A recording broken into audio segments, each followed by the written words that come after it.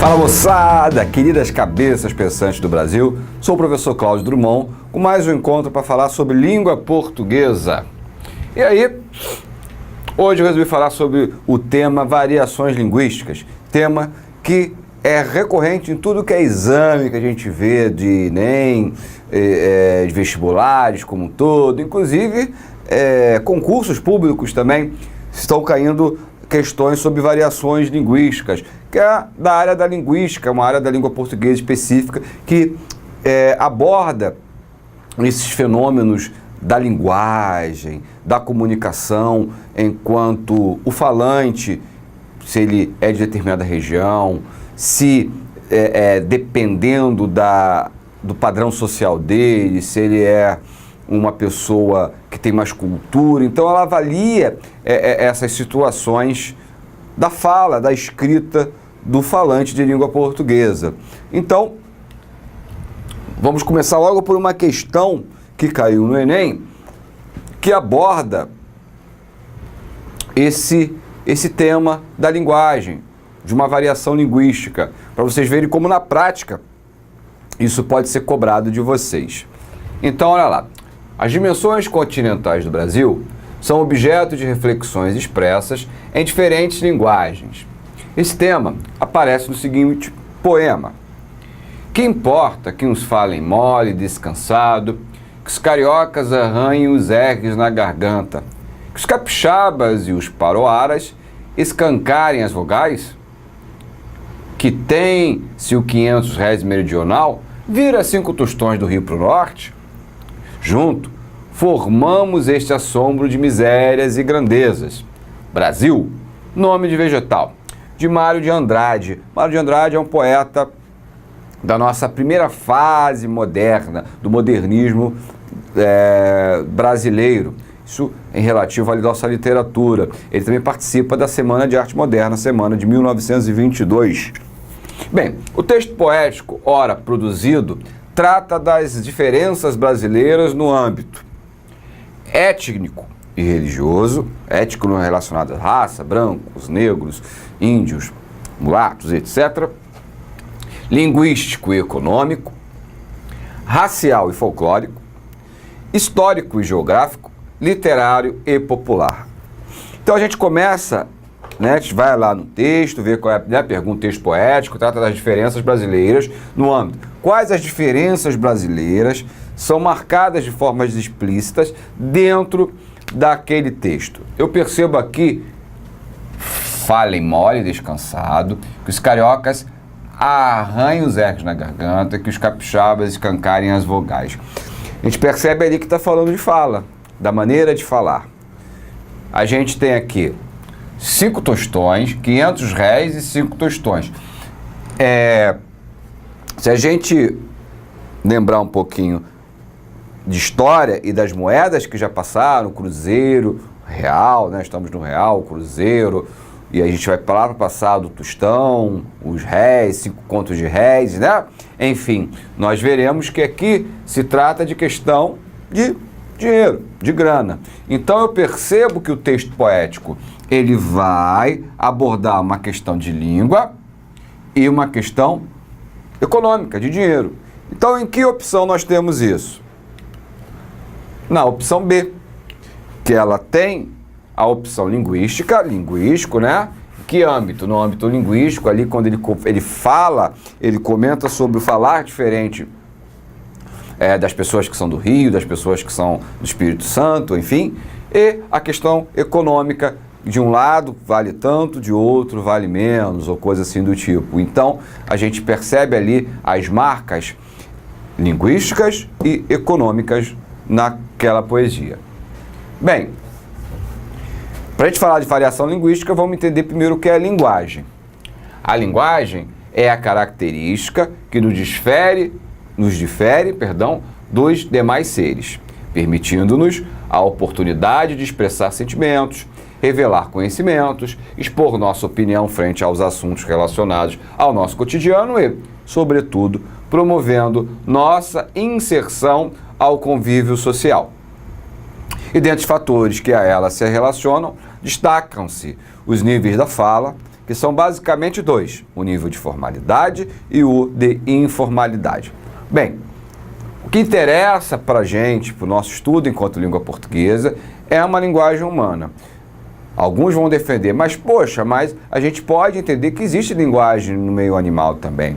O cachorro, quando abana o rabinho, ele está comunicando comigo. Sim, a gente pode até analisar dessa forma, mas o que interessa para a gente é a linguagem quanto um atributo humano. E aí, esse tipo de linguagem é característica no que nos difere, sim, dos demais seres. E a linguagem, né, ela tem uma divisão básica entre a formalidade e a informalidade. Então, dependendo do ambiente, dependendo da proposta, dependendo do meu... para quem eu estou destinando essa mensagem, o nível de formalidade ou nível de informalidade. Isso a gente também chama de adequação linguística ou adequação da linguagem. Então eu preciso adequar. Eu não falo da mesma maneira com todas as pessoas. Eu não falo da mesma maneira em todos os lugares, ou pelo menos não deveria. Eu não escrevo da mesma maneira para, por exemplo, eu preciso enviar um e-mail para uma empresa solicitando uma vaga, ou realmente dentro da minha empresa, eu preciso mandar um e-mail para o meu chefe, para o meu superior. Então, esse e-mail necessita de uma formalidade, daí adequar a essa proposta uma linguagem bem mais séria, bem mais dentro da gramática que a gente chama de normativa, que estabelece regras e normas. Já eu estou me comunicando numa rede social, mandando um e-mail para um amigo, convidando-o a uma festa, já esse grau de formalidade pode ser deixado de lado e a gente vai para o campo da informalidade. Posso usar gírias, posso utilizar de abreviações, fica uma linguagem bem despreocupada com as regras e normas da língua portuguesa, correto? Então, a questão é a adequação. Já dizia o nosso gramático, né, Evanildo Bechara, que o limite da língua portuguesa é a adequação. O padrão formal ele está diretamente ligado à linguagem escrita, restringindo-se às normas gramaticais de um modo geral. Razão pela qual nunca escrevemos da mesma maneira que falamos. Este fator foi determinante para que a mesma pudesse exercer total soberania sobre as demais. Aí ele está dizendo, como já havia antecipado, mas na fala são permitidas algumas transgressões àquele rigor da gramática normativa e que tudo bem, só que quando eu escrevo, eu preciso seguir este rigor. Daí uma dificuldade que nós temos, porque nós falamos diferente do que escrevemos, certo? Então, por exemplo, eu posso dizer sem problema algum, empresta, te amo. Só que isso transgride uma regra da gramática, que é a questão da colocação pronominal, a sintaxe da colocação pronominal. Eu não inicio a minha frase com um pronome oblíquo, né? Com um pronome oblíquo. Então, qual seria o correto na escrita? Amo-te, empresta-me. Então, esse detalhe também nos dificulta. E também é um detalhe para a formalidade do texto escrito. O texto escrito, ele, né, tirando algumas situações, ele deve seguir no máximo possível a formalidade. Quanto ao nível informal, este, por sua vez, representa o estilo considerado de menor prestígio. E isto tem gerado controvérsias entre os estudos da língua, uma vez que, para a sociedade, aquela pessoa que fala ou escreve de maneira errônea é considerada inculta, tornando-se desta forma um estigma. Essa questão do estigma, ela está relacionada também à questão do preconceito linguístico. A gente tem diversas formas de preconceito e na maneira de escrever e falar também gera. Por isso o nome preconceito linguístico. E o que é o preconceito, né? Eu poderia resumir o preconceito de a não aceitação de algo diferente do meu. O preconceito surge por conta disso. Se eu tenho uma opção sexual, então a minha opção sexual é a correta, e aí eu tenho preconceito com uma pessoa que tem opção sexual diferente. A minha religião é uma, então a minha religião é a certa, então gera o que? A não aceitação de uma religião diferente da minha. E assim por diante. A minha pele de determinada cor, então eu não aceito, eu acho que a minha etnia é melhor do que a outra, eu não aceito, gera preconceito racial. E assim por diante. O meu falar é de uma maneira, eu sou carioca, eu não aceito falar, por exemplo, de um capixaba. Eu acho que ele está falando errado. Ou eu que tenho um nível superior, não aceito falar de uma pessoa que não teve oportunidade de estudar, gerando preconceito, não aceitando. Então, é a não aceitação que é geradora de preconceito, certo? Que é geradora da exclusão. Então, não é que eu, como professor de português, não faça valer da minha função dentro de uma sala de aula. É evidente, falou errado, escreveu errado, o meu papel ali é corrigi-lo. Entretanto, eu não posso julgar, nem tampouco excluir alguém que fala ou escreve errado. Ou que fala, escreve diferente da maneira que eu falo, como eu citei anteriormente, pessoas de outro estado, de outra cidade. Correto? Aí não, a gente tem que combater isso. Compondo o quadro do padrão informal da linguagem, então as chamadas variedades ou variações linguísticas, as quais representam as variações de acordo com as condições sociais, culturais, regionais e históricas em que é utilizada. Dentre elas, destacam-se. Então vamos começar a ver essas variações. Variação histórica ou variações históricas. Dado o dinamismo que a língua apresenta, a mesma sofre transformações ao longo de tempo. Um exemplo bastante representativo é a questão da ortografia, se levarmos em consideração a palavra farmácia, uma vez que a mesma era grafada com um PH, contrapondo-se à linguagem dos internautas, a qual fundamenta-se pela supressão dos vocábulos. Analisemos, pois, o fragmento exposto. Antigamente, as moças chamavam-se mademoiselles e eram todas mimosas e muito prendadas. Não faziam anos, completavam primaveras, em geral 18. Os janotas, mesmo sendo rapagões, faziam-lhes pés de alferes, arrastando a asa, mas ficavam longos meses debaixo do balaio. Carlos Drummond de Andrade. Comparando a modernidade, percebemos um vocabulário antiquado, ou seja, a gente tem alguns tópicos para falar sobre a variação histórica. Primeiro, que é muito legal, que é a questão da ortografia, palavras que grafávamos, ou seja, escrevíamos de uma maneira que hoje a gente escreve de maneira diferente. Inclusive, estamos num momento de transição com a nova ortografia e algumas coisas mudaram, né? Por exemplo, os ditongos é e oi nas paroxítonas não são mais acentuados, o trema usado em linguiça, em tranquilo, não precisa ser mais grafado, dentre outros. A gente pode mais na frente falaremos especificamente sobre nova ortografia. Enfim, então essas mudanças ortográficas, essa não é a primeira mudança ortográfica na língua portuguesa falada no Brasil. Já tivemos outras, né?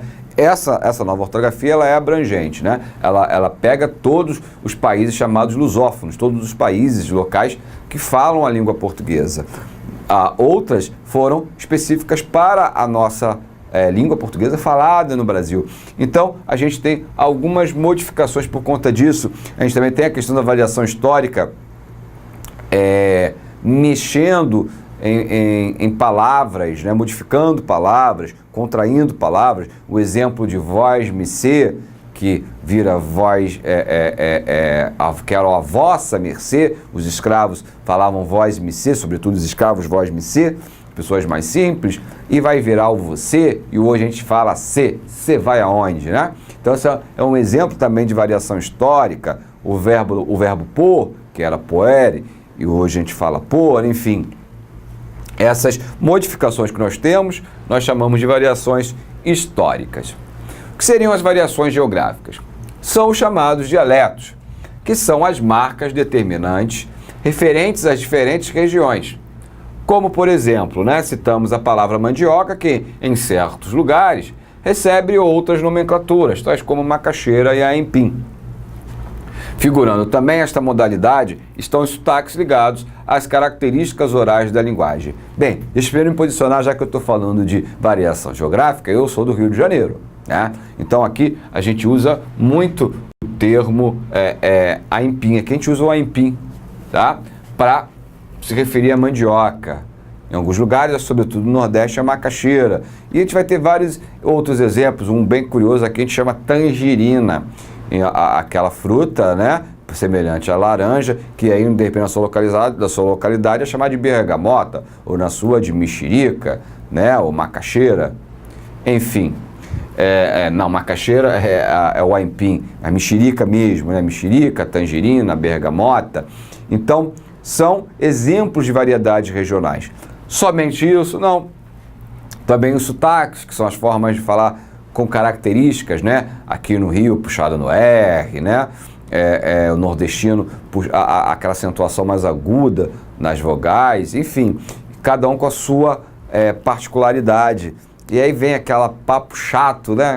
Qual o local do Brasil que se fala o melhor português? Todos eles falam. O que tem cada um a sua característica regional, não tem melhor e não tem pior, certo? Não esqueça, parem com essa, se você tem este preconceito linguístico de achar que o seu, da sua localidade, do seu estado, da sua cidade é melhor, perca isso. Na verdade, nós no Brasil falamos, todos nós, o português correto, independente da localização, tá ok? Vamos lá.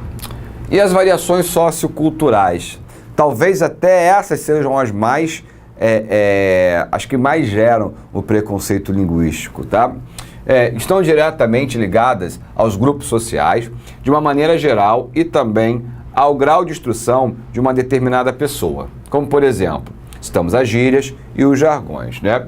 E aí, como eu falo de gírias e jargões, vamos logo diferenciar o que é uma coisa e o que é a outra.